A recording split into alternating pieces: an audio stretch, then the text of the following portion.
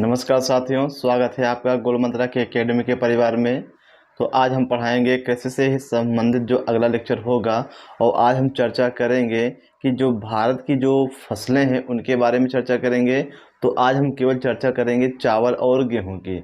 तो लगभग मेरे अनुसार अभी 2 वीडियो और आएंगे और इसके बाद क्या है, कृषि वाला टॉपिक आपका ख़त्म। तो कृषि का छोटे छोटे वीडियो बनाकर हम लोगों ने क्या किया है कि इसमें लगभग 10 वीडियो आपके कृषि से संबंधित हो गए हैं। अगर जो लेखपाल है, वीडियो है, उनके पेपर आते हैं तो ये पूरे जो आपके 10 वीडियो हैं और 10 वीडियो से कम आपके 7 से 8 क्वेश्चन आपके यहाँ से पूछे जाएंगे। तो चलिए हम स्टार्ट करते हैं। ये आपका 27वां लेक्चर होगा। क्या होगा? 27वां लेक्चर होगा और टॉपिक है आपका कृषि। और आज है भारत की प्रमुख फसलें, और प्रमुख फसलें हम लोग चर्चा करेंगे गेहूं और चावल के बारे में। जैसे आपको पता है कि भारत में जो मुख्य जो खाद्य फसल है आपकी चावल है, और दूसरे स्थान पे क्या है, गेहूं है। तो सबसे पहले हम उन्हीं की चर्चा करेंगे, फिर इसके बाद बाजरा है, ज्वार है, और भी जो अन्य फसलें हैं उनकी चर्चा करेंगे। तो हम देखते हैं चावल के बारे में। तो चावल जो है कि किस फसल का है, तो खरीफ की फसल का। क्या है? खरीफ की फसल का ये पौधा है कौन? चावल। तो क्वेश्चन आएगा कि चावल की जो खेती की जाती है तो ये किस फसल के अंतर्गत आती है, तो खरीफ की फसल के अंतर्गत आती है। और खरीफ की जो फसल है ये जून और जुलाई में बोई जाती है। कब बोई जाती है? जून और जुलाई में बोई जाती है। चावल जो है ग्रेमनी कुल का पौधा है। चावल ग्रेमनी कुल का पौधा है, ये भी आपको याद रखना है। तो ग्रेमनी कुल का पौधा आपका गेहूं भी है, चावल भी है, बाजरा भी है। ये सब क्या है? आपके ग्रेमनी कुल का पौधा है। इसके बारे में हम लोग जीव विज्ञान में या फिर वनस्पति विज्ञान में डिटेल में पढ़ेंगे। आगे हम देखेंगे कि चावल के उत्पादन में विश्व में पहला स्थान किसका है। तो आपको याद रखना कि पहला स्थान आपका चीन का है, दूसरा स्थान भारत का है, और तीसरा स्थान किसका है? इंडोनेशिया का। तो आपको याद रखना है कि चावल के उत्पादन में विश्व में पहला स्थान किसका है? चीन का है, दूसरा स्थान भारत का है, तीसरा स्थान इंडोनेशिया का है। ये चीज़ आपको याद रखना है। फिर देखेंगे आगे, ये लिखा है एजोला एनाबिना, है ना? एजोला एनाबिना, ये एक शैवाल है। ये क्या है? आपका शैवाल है। तो चावल की खेती में जो है इसका प्रयोग किया जाता है, और इसके प्रयोग से धान है, चावल है, उसकी जो उत्पादन क्षमता है बढ़ जाती है।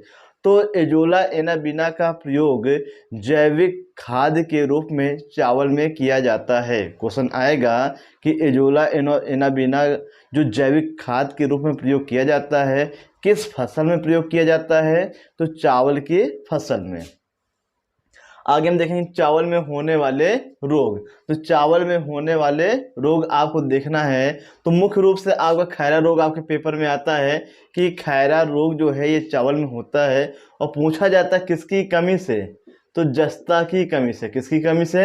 जिंक की कमी से या फिर जस्ता की कमी से धान में क्या होता है?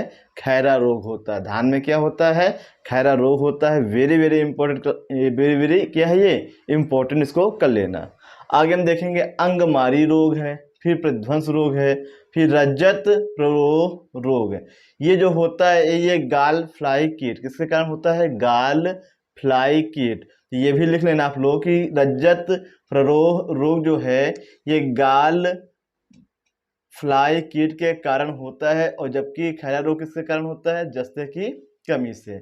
आगे हम देखेंगे कि जापान और फिलीपींस में जो चावल की खेती की जाती है, कौन सी विधि अपनाई जाती है? डोपिंग विधि। क्या अपनाई जाती है? डोपिंग विधि। कई जगह डोपिंग को दापोंग भी मिलेगा। क्या मिलेगा? दापोंग भी मिलेगा। तो आपको याद रखना है कि चावल की खेती जो है जापान में और फिलीपींस में जो विधि अपनाई जाती है उस विधि को क्या कहते हैं? डोपिंग विधि। क्या कहते हैं? डोपिंग विधि कहते हैं। फिर हम देखेंगे आगे कि पॉलिश वाले चावल में थायमिन नष्ट हो जाती है। वेरी वेरी इंपॉर्टेंट, इसको भी वेरी वेरी इंपॉर्टेंट करिएगा कि पॉलिश वाले चावल में थायमिन नष्ट हो जाती है, अर्थात विटामिन B1 क्या होती है? ये नष्ट हो जाती है। इसलिए छोटे बच्चों को पॉलिश वाले चावल का सेवन नहीं कराना चाहिए। अगर आपको छोटे बच्चों को चावल खिलाना है तो पॉलिश वाले जो चावल है उनको नहीं खिलाना चाहिए। क्यों? क्योंकि छोटे बच्चों को जो थायमिन की आवश्यकता सबसे ज़्यादा होती है। तो ये चीज़ आपको याद रखना है। तो क्वेश्चन आएगा आपके यहाँ कि पॉलिश वाले चावल में कौन सी विटामिन नष्ट हो जाती है। आपको याद रखना है विटामिन B1, जिसे थायमिन कहते हैं। क्या कहते हैं? थायमिन कहते हैं। आगे हम देखेंगे गोल्डन चावल में विटामिन ए पाया जाता है। गोल्डन चावल में क्या पाया जाता है? विटामिन ए पाया जाता है। ये भी आपको याद रखना है कि गोल्डन गोल्डन राइस या गोल्डन चावल में विटामिन ए पाया जाता है। आगे हम देखेंगे चावल की प्रजातियां।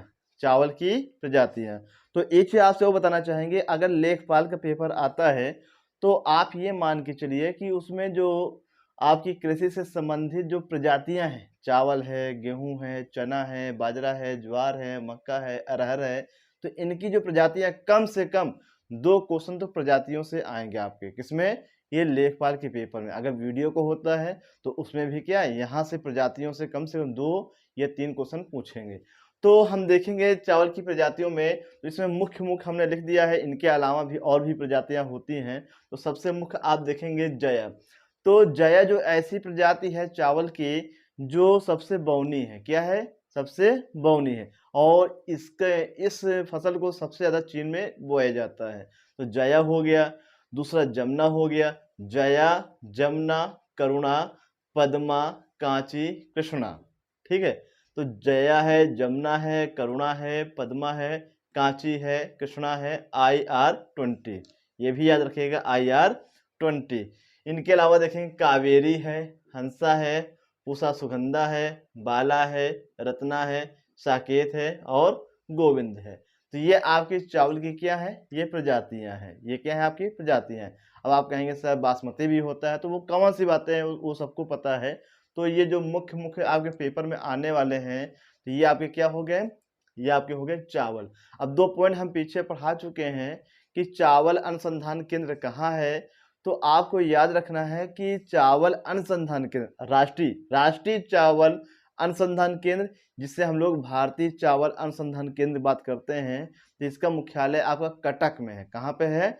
कटक में है। तो 2 चीज आपको याद रखना, कटक में क्या है? राष्ट्रीय चावल अनुसंधान केंद्र है। और एक है फिलीपींस की राजधानी मनीला। मनीला में क्या है? अंतरराष्ट्रीय चावल अनुसंधान केंद्र। तो अंतरराष्ट्रीय चावल अनुसंधान केंद्र फिलीपींस की राजधानी मनीला में है, जबकि राष्ट्रीय चावल अनुसंधान केंद्र ये आपका उड़ीसा के कटक में है। 2 पॉइंट पीछे हम करा चुके हैं, फिर से आप इसको लिख लेना, ताकि जितना आप लिखेंगे उतनी बातें आपके दिमाग में बैठेंगी। चलिए हम आगे आते हैं गेहूं में। कहाँ पे आते हैं? चावल आपका कंप्लीट हो गया है। अब हम आते हैं कहाँ पे? गेहूं में आएंगे। और गेहूं भी हम देखेंगे, ये रबी की फसल है। किसकी फसल है? ये रबी की फसल है। ये आपको याद रखना है। और रबी की फसल कब बोई जाती है?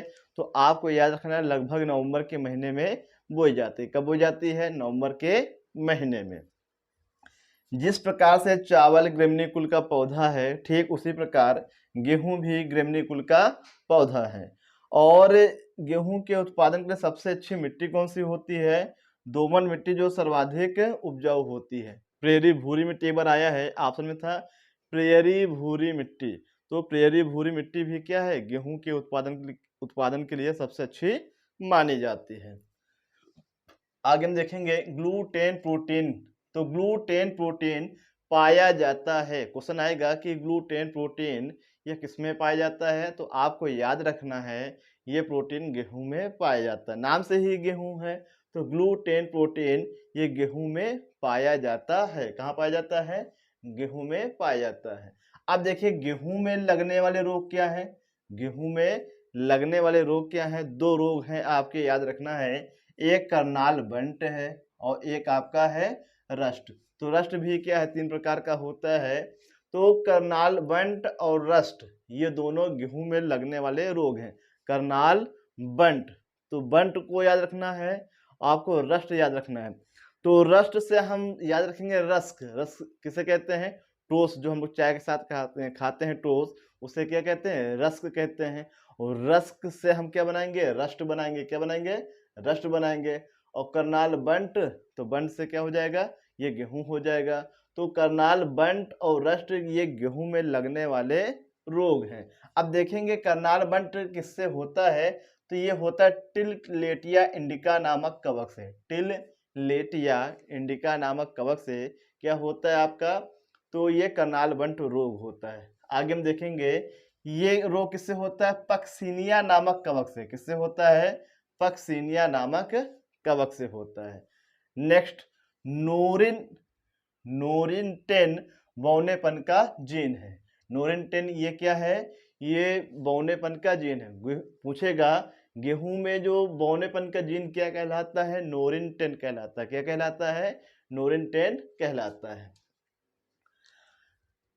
आगे देखेंगे फेलेरिस माइनर, ये खरपतवार है। ये क्या आपका खरपतवार, तो ये अमेरिका से आया हुआ क्या है, खरपतवार है। ये पहले नहीं था, तो आपको पता होना चाहिए कि 1966-67 में क्या हरित क्रांति चलाई गई है, और हरित क्रांति का जो प्रभाव सबसे ज़्यादा गेहूं और चावल पे पड़ा है। और इसके जो जनक कौन थे भारत में, स्वामीनाथन है। कौन है, स्वामीनाथन। तो उसमें जो रासायनिक क्या कहते हैं आपके रासायनिक कीटों का प्रयोग करके, यूरिया है, डाया, इनका प्रयोग करके गेहूं की क्षमता को बढ़ाया गया, और अमेरिका से गेहूं के बीजों को मंगाया गया। तो उसी दौरान एक खरपतवार आ गया है, और ये केवल गेहूं में ही होता है। किसमें होता है, गेहूं में ही होता है, और इसे कहते हैं फेलेरिस माइनर। इसे गांव में गेहूंसा कहते हैं। क्या कहते हैं, गेहूंसा कहते हैं। गेहूंसा के अलावा गेहूं का मामा भी, जो लोग गांव से संबंधित होंगे तो हम गांव के नाम बता रहे हैं आपको, कि जो ये फेलेरिस माइनर होता है इसे गेहूंसा तो कहते ही हैं। दो नाम आपको और याद रखना है, एक बंदरी कहते हैं और गेहूं का मामा। चाहे गेहूंसा कहिए, गांव में बंदरी भी कहते हैं। बंदरी क्या कहते हैं, बंदरी कहते हैं। और इसके अलावा गेहूं का मामा भी कहा जाता है। किसे, फेलेरिस माइनर को। ये आपको याद रखना है। अगर हम देखेंगे उत्पादन के मामले में, तो जिस प्रकार से चावल के उत्पादन में चीन पहले स्थान पे है, तो यहाँ पर भी गेहूं के उत्पादन में चीन पहले स्थान पे है, भारत दूसरे स्थान पे है। अब चावल में तीसरे स्थान पे इंडोनेशिया था, लेकिन यहाँ पे क्या है, यहाँ पे रूस है। क्या है आपका, रूस है। आगे हम देखेंगे गेहूं की प्रजातियां, तो गेहूं की जो प्रजातियां हैं, तो इनमें हम देखेंगे, इसमें मुख्य मुख्य लिखेंगे। तो ये जो सोनालिका है, वेरी वेरी इंपॉर्टेंट है। सोनालिका जो है, इसको टिक कर लेना, ये यही पेपर में पूछा जाता है कि सोनालिका जो है किस फसल की प्रजाति है। तो आपको याद रखना है, ये गेहूं की प्रजाति है। किसकी है, गेहूं की प्रजाति है। तो कहते हैं ना, मेरे देश की धरती सोना उगले उगले हीरा मोती, तो वहां से हम देखेंगे मेरे देश की धरती उगले सोना, और सोना मतलब गेहूं, सोना का मतलब क्या होगा, गेहूं। तो जो सोना से बन जाएगा सोनालिका, और सोनालिका जो है ये गेहूं की प्रजाति है। फिर हम आगे देखेंगे कल्याण सोना। क्या है आपका, कल्याण सोना। सोना अगर आ जाए, गेहूं का रंग कैसा होता है, लगभग सोने के रंग का जैसा होता है। तो सोना अगर आ जाता है तो क्या हो जाएगा, गेहूं हो जाएगा। अर्जुन, अर्जुन हो गया। मैक्रोनी, अब देखिए मैक्रोनी जो है ऐसी प्रजाति है, ये शुष्क क्षेत्रों में बोई जाती है जहाँ पे बारिश कम होती है। और जो है इसका जो गेहूं होता है बहुत कठोर होता है। क्या होता है, बहुत कठोर होता है। इसलिए इसके गेहूं से जो है आपका सूजी बनाया जाता है। क्या बनाया जाता है, सूजी आपका जो है इसी गेहूं की प्रजाति से बनाया जाता है। अगर हम इसकी रोटी बनाएंगे, रोटी तो बन जाएंगी, लेकिन रोटी इसकी क्या है, ये टाइट रहती है। क्या रहेंगी, टाइट रहेंगी। आगे हम देखेंगे राज 3077, राज 3077। फिर आपका है प्रताप है और जनक है। क्या है, प्रताप और जनक। तो ये आपका हो गया है गेहूं की प्रजातियां। सोनालिका है, कल्याण सोना है, अर्जुन है, माइक्रोनी है, राज 3077 है, प्रताप है, जनक है। तो इस प्रकार से आपका टॉपिक समाप्त होता है। दो क्वेश्चन और बताना चाहेंगे। जैसे हम कहेंगे, एक आपका है यूपी और एक आपका है पंजाब। तो ध्यान से समझिएगा कि गेहूं के उत्पादन में विश्व में पहला स्थान चीन का है, लेकिन जब हम बात करते हैं भारत में, बात करते हैं भारत में, तो भारत में जो गेहूं का जो उत्पादन है ये सबसे ज़्यादा कहाँ पे होता है, यूपी में। कहाँ पे होता है, यूपी में गेहूं का उत्पादन ये सर्वाधिक है, और पंजाब में भी सर्वाधिक है। लेकिन यहाँ क्वेश्चन ये बनेगा कि पंजाब में जो गेहूं का उत्पादन सर्वाधिक होता है, लेकिन प्रति हेक्टेयर में, क्या प्रति हेक्टेयर में। तो अगर क्वेश्चन अगर आपसे पूछ रहा है कि भारत में किस राज्य में सबसे ज़्यादा गेहूं का उत्पादन होता है, तो आपका आंसर होगा उत्तर प्रदेश। क्या होगा? उत्तर प्रदेश। अगर आपसे ये पूछता है कि भारत में किस राज्य में प्रति हेक्टेयर गेहूं का उत्पादन सर्वाधिक होता है, तब आपका क्या होगा? पंजाब होगा। अब इसमें हम उदाहरण देके समझा सकते हैं। जैसे हम कहते हैं यूपी का कोई खेत है, 1 बीघा में 5 बोरा यानी 5 कुंटल गेहूँ होता है। यूपी के किसी खेत में 1 बीघा में 5 कुंटल गेहूँ होता है। लेकिन जब हम पंजाब में जाएँगे, तो पंजाब में 1 बीघा में, जहाँ यूपी में क्या कहते हैं 5 कुंटल होता था, लेकिन पंजाब में वहाँ पे 8 कुंटल हो रहा है। क्या हो रहा है? 8 कुंटल हो रहा है। तो इस प्रकार हम देखते हैं कि यूपी में जो खेतों में जो उत्पादन क्षमता कम है, किसकी अपेक्षा? वो पंजाब की अपेक्षा। लेकिन पंजाब छोटा-सा तो राज्य है, लेकिन वहाँ की उत्पादन क्षमता क्षमता जो है, ये यूपी की मिट्टी से ज़्यादा है और पंजाब में क्या है? सिंचाई का अभाव भी नहीं है। तो आपको याद रखना है कि भारत में यूपी राज्य में सर्वाधिक गेहूँ का उत्पादन होता है और प्रति हेक्टेयर उत्पादन ये कहाँ पे होता है? ये पंजाब में होता है। तो इस प्रकार से ये आपका टॉपिक समाप्त होता है। तो ये बड़े अच्छे से इसको देखिएगा। ये सबसे ज़्यादा जो इम्पोर्टेंट लेखपाल और वीडियो के लिए सबसे ज़्यादा इम्पोर्टेंट है और लगभग 2 आपके क्या कहते हैं 2 लेक्चर और आएँगे। इसके बाद कृषि वाला जो टॉपिक है समाप्त हो जाएगा। फिर हम आ जाएँगे कहाँ पे? फिर आ जाएँगे हम लोग विश्व के पर्वत और भारत के पर्वत में आ जाएँगे। तो रोजाना की तरह आज हम आपसे क्वेश्चन करते हैं। तो आपको बताना है कि पृथ्वी पर मौजूद सबसे भारी तत्व क्या है? सबसे भारी तत्व क्या है? पहला क्वेश्चन। और दूसरा क्वेश्चन ये बताना है सबसे भारी धातु। तो आप 2 पॉइंट लिख लीजिएगा आप लोग कि पृथ्वी पर मौजूद सबसे भारी तत्व क्या है और सबसे भारी धातु क्या है? तत्व और धातु और दोनों में क्या है? सबसे भारी। इन दोनों सवालों का जवाब आप लोग कमेंट सेक्शन में लिखेंगे। और एक चीज़ आप कहना चाहेंगे, जितने भी वीडियो होंगे 1 या 2 क्वेश्चन 3 क्वेश्चन हम डेली पूछते हैं। अगर आप इन क्वेश्चन का अलग से नोट्स बनाते हैं केवल और डेली 2 क्वेश्चन होते हैं और लगभग साल के 365 दिन होते हैं, 365 दुना कितना होगा? आपका हो जाएगा 730 दिन हो जाएगा। कितना हो जाएगा? 730 दिन। और 730 क्वेश्चन आपके तैयार होंगे।